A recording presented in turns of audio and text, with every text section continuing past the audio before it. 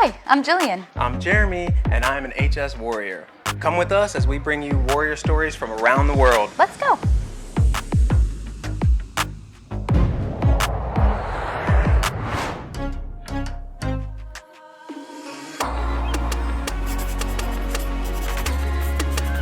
My name is Annette Rosenberg, and I'm a Swedish HS warrior. Annette, thank you very much for joining us all the way from Slovenia. You made a trip to come here and gone through a whole bunch of hoops just to be able to get here and talk with us. So thank you very much. Well, it's my pleasure. I'm so happy to meet you, and Jeremy and I are honored to be able to have the time with you. So thank you for that. Yeah.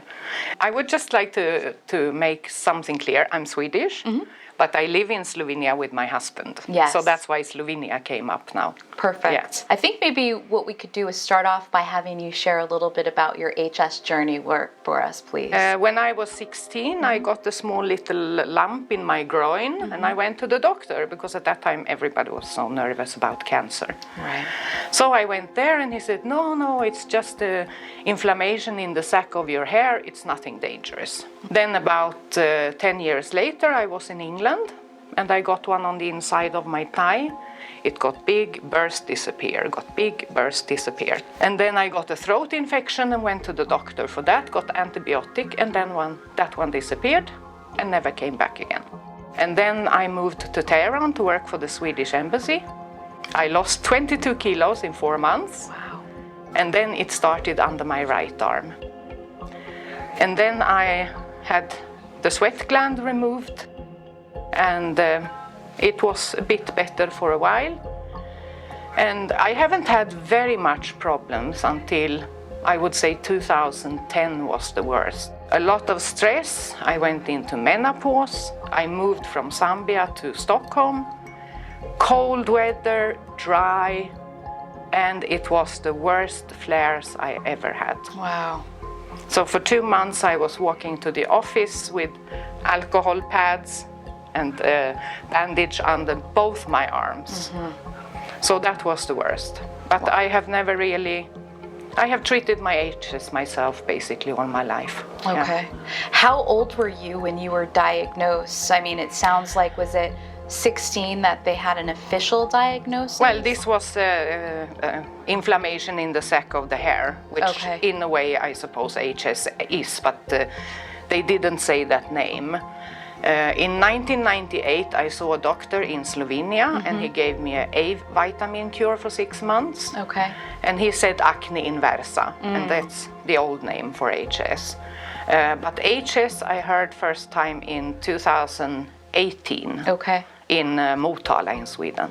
And have you been officially diagnosed with by a that Hurley doctor? Stage? Yeah, early 3. Hurley 3, yeah. Okay. How are the resources where you live? Which country do you mean? Sure, let's start with the current country, Slovenia. Yeah, in Slovenia, in the pharmacy, there is a very good alcohol, which is 70%. Okay. So when the boil, is that what I can call it? Sure. So when the boil is still inside and it hasn't come out and it's just painful, then I put this strong alcohol on it, and then it comes out to the surface very quickly.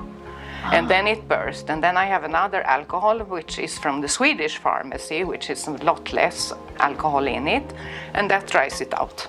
I had the A vitamin cure, then it disappeared under my arms for 1 year. Okay. But they showed up in the groin instead, where I had never had them before. Okay. So that was the difference. But then they were back under the arms, and especially about 10 years ago. About 10 years ago. Yeah. Since we've talked about Slovenia, back to Sweden now, when you were first diagnosed, were the resources available to you plentiful? Or they have offered me Humira, but I have said no to that because I don't think. I mean, when I have a flare, yes, of course, it's painful and terrible and everything, but in between, I'm not having any problems. So why should I go on a biological medication, which might give me other side effects? I've heard that. It's a consistent concern with people, right? So I mean, if my HS were much worse, then maybe I would consider it. Okay. But right now, no. Right now, no. No. Have you experienced challenges? What are the biggest challenges that you've experienced now living with HS? I think the biggest challenges might be when you do have a flare, because I'm the kind of person, no, I will not be home. I won't stay at home. Okay. I won't be on sick leave because I have a flare. And I think the worst one was actually in Pakistan. Oh. Because I had one under my breast, Okay. so I couldn't wear a bra. Oh. You can't come to the office without a bra. So what do? I put tape, the moving tape, I taped up my breasts. And you can imagine how much we were laughing in the office. Well, I tell you, that's very resourceful, though. Look at you, you're your own MacGyver, Yeah. figuring out. But that how was actually the first time I considered having a breast lift, that I would get rid of the bra. to give yourself some relief. Yeah. I mean, I applaud you for being so. But I resourceful. never did it, and I only had once. Once again, I had under my breast, so I only had it twice. Okay. Yeah. So your biggest challenge has been flare related Yeah, versus yeah. sort of an overall challenge living with HS. It's Yeah, more about yeah. figuring out how to. How to make it best that I can go to the office. That's, I applaud you for that. That's incredible.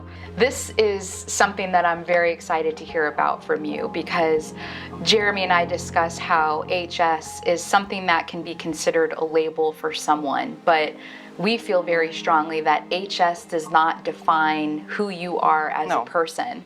Your passions define who you are. What you enjoy and gives you joy in your Yeah, life yeah. defines you. Can you share with us some of your passions? Well, I had many over the years. As a younger girl, I was doing a lot of knitting, crochet, and so on. After meeting my husband, who is not so much for these things, I tried to knit him this beautiful Norwegian with pattern, and he said, no, it's too big, no, it's too small. So finally we went to Nasfeld for skiing, and I found that particular jumper in the shops. I bought it for him. Wow, good job. So he has one, but I didn't make it. Since the pandemic, I would say that one of my passion has actually become cooking. Really? I watch all the cooking shows. Oh, tell And us I what get your favorite. idea.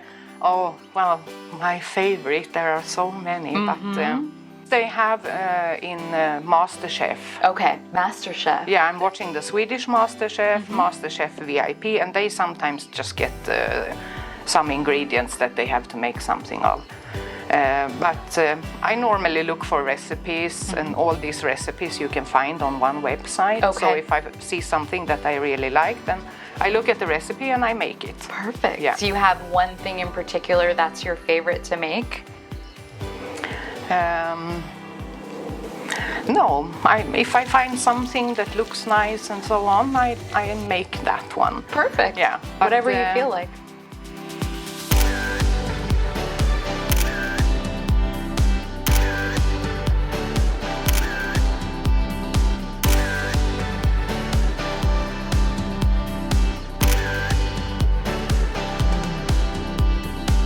One thing that I enjoy serving to people is the Swedish toast skagen.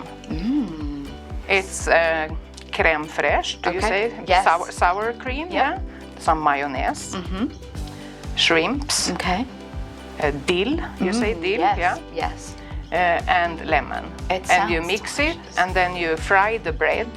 It's like toast bread. You make them three. Oh, like toast points. Yeah. And you fry that in butter and put it on a plate and put this mix over. It sounds lovely. It is very nice. We may have to go eat afterwards. You're making us hungry. So cooking is a passion of yours. Yeah. And shopping. And shopping is a passion of yours. That's great.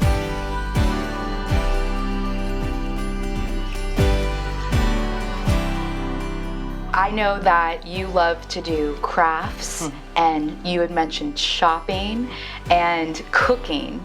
Any other particular? Well, this year I actually saw one morning show, Swedish morning show, and we call it hortensia. I Okay. don't know what you call it. And we have a big bush. with Hortensia. Ooh. And she was showing that you can take one, you have to take away all leaf, put it in water, and then just leave it and it dries. Okay. And they become really beautiful. Wow. And then to keep them, I came up with the idea that I should spray them. And some that have this beautiful red and green color, I just put see-through spray on it. Ah, yes. And some I have done with gold and some with silver. That sounds And they come good. out really nice. And these are beautiful decorations that you can use by themselves or make other things with. Yeah. I believe these are hydrangeas, is how we call them. Yeah, exactly. Hydrangeas. Yeah.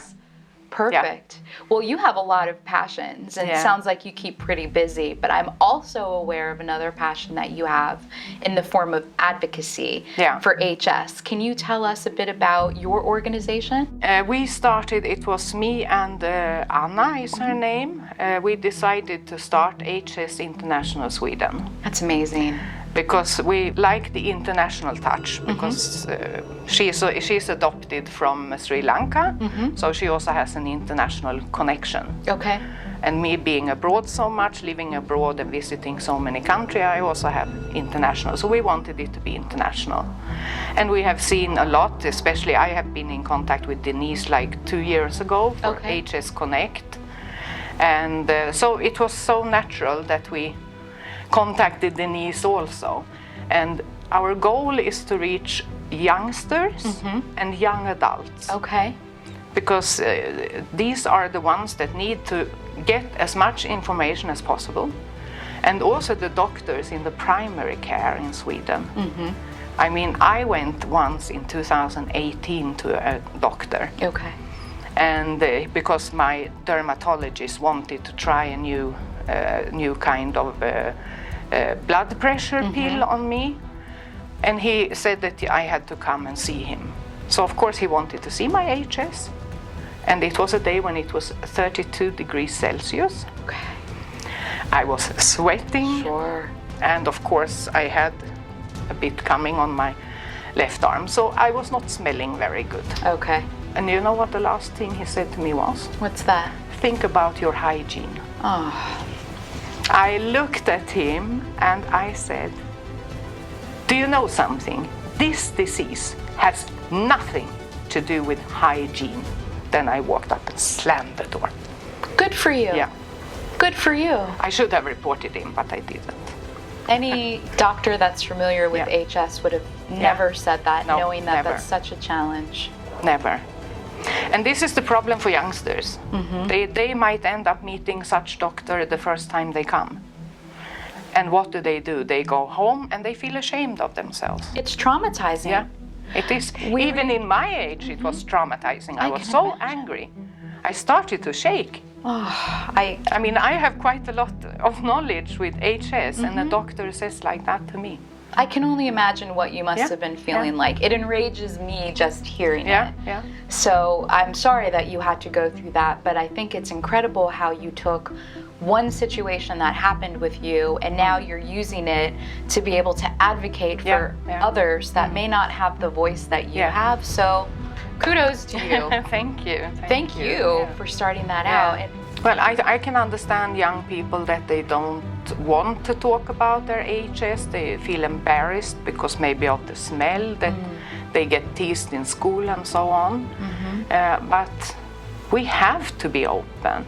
So it means that the knowledge has to get out to the schools, to the school nurse, to all these sport clubs, and we are trying now to do this. We are sending emails and things to the regions, trying to get them to spread that HS exists, and we have asked them for statistics, we have asked them for what treatments they have, but it doesn't really go down in age. It comes with the first visit maybe to the dermatologist. So you really have to even to go down to the pediatricians that they know about HS. that's terrific. And your synergy working with HS Connect is fantastic. Yeah. We're seeing one of the newer resources come out are these cards that HS Connect is helping provide to doctors. Yeah. So you helping magnify that message all over the world, Yeah. specifically in Sweden, means so much, Yeah, yeah. right? To be able to help get answers, Yeah. get more attention. Well, we've had the pleasure of being able to talk with you directly in person, but you're helping communicate and, as I mentioned, magnify this message for the broader population all over the world. Yeah. And so to close our interview today, what I'm hoping is that you could look directly into the camera as if you were talking to other HS warriors, and if there's something that you could think that you'd like to leave them with as a culmination of your experience and how you feel, what would you say to the broader HS community? And you have a chance to be able to do it by looking into the camera. I would say be very open with your disease. It's not a shameful disease. Second thing, stay strong. And the third thing, educate yourself, because in these Facebook groups there are often a lot of wrong things written. So educate yourself about your disease. And we are all individual. This is something that is very important. What works for me might not work for you. And this is also what the doctors will have to look at. When they see a patient with HS, they have to look at the whole picture of the patient, not only the HS, and give them antibiotics. So that's my message, yeah. That's perfect. Yeah. And thank you for that. I mean, you truly are the pathfinder, the very first in our going over the globe trying to connect people in their different stories. And it's not just about Sweden, it's not just about the United States. Us as a group are going to make the big difference together. Yeah. So thank you for your bravery, and thank you for your willingness to travel here to be able to share your message, and we're just so honored to meet you. So thank you. Well, since one of my passion is traveling, I have no problem traveling. Oh, so we gave you a great excuse. Exactly. Great excuse to travel. Yeah. Thank you, Annette. Thank you. Thank you for your HS warrior bravery. Thank you. Yeah, and we're thank happy you to for have doing this. It's our pleasure, honestly. Yeah. And see you in Slovenia, hopefully. Absolutely.